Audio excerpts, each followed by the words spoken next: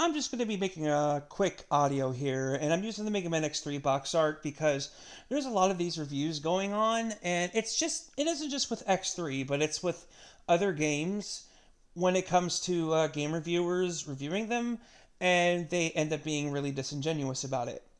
I just want to give you a breakdown, a quick breakdown of what it means to be objective and subjective.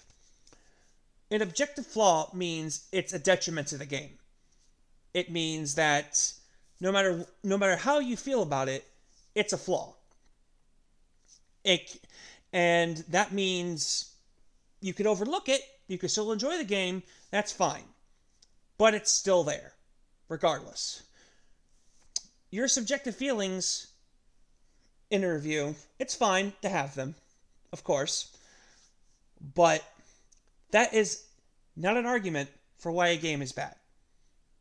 You not liking something that's put into a game is not an argument. I don't know how many times I have to say this. I see this especially with X3 reviews, but I also see it with other RPGs like Star Ocean. I see it with Valkyrie Profile. I see it with some Tales of games.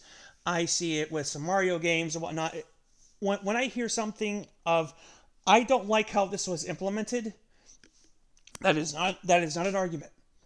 You have to demonstrate why it's bad, why it's objectively bad. You can still enjoy something that's bad. Don't get me wrong. You could even dislike something that's good.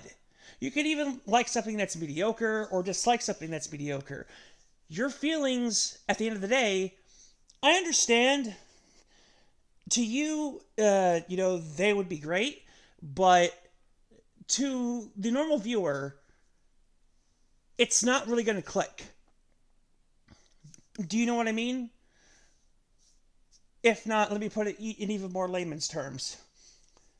The way a person plays the game is not going to be the same way you play the game. So when you say, this particular part gave you trouble, or that you didn't like, personally didn't like, another person may look at it and say, well, it really didn't bother me anything. That's a subjective argument. If you break it down and say, this is why it's objectively bad, even if that person came to you and said, well, I didn't find a problem with it, you quantified why it's bad.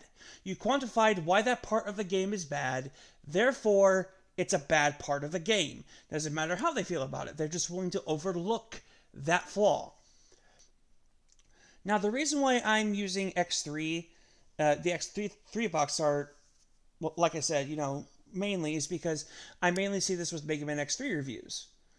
A lot of the criticisms that are aimed towards X3 can be aimed towards X1 and X2, X4, 5, 6, 7, and 8. And or just the entire franchise in general. It just it doesn't make any sense. You don't have to like the game. That's fine. I don't care if you like it or not. But if you're going to be disingenuous and say that X3 is a terrible game or another game is a terrible game because of something that you don't like that was implemented, even though it was implemented in other games and you're willing to overlook it, that's disingenuous. Do we have an understanding on that? I really hope we do, because I'm sick and tired of seeing this. I really hope this is the only time I have to make this video, and I hope reviewers can actually grow from this, because I am really sick and tired of seeing it. I'm not trying to be a dick. I'm not trying to be a douche, even though I am coming off as a dick and a douche, but after seeing so many subjective reviews of why X3 in particular, and also, like I said, Star Ocean and other games are bad, is because the reason why, of the certain things that they don't like about it, that's not an argument. It's not an argument. It's not an argument at all. It's just you personally don't like it. There's people out there that personally don't like Cuphead because they suck at it. That is not an argument for why the game's bad. I hope, like I said, I hope we have an understanding on that.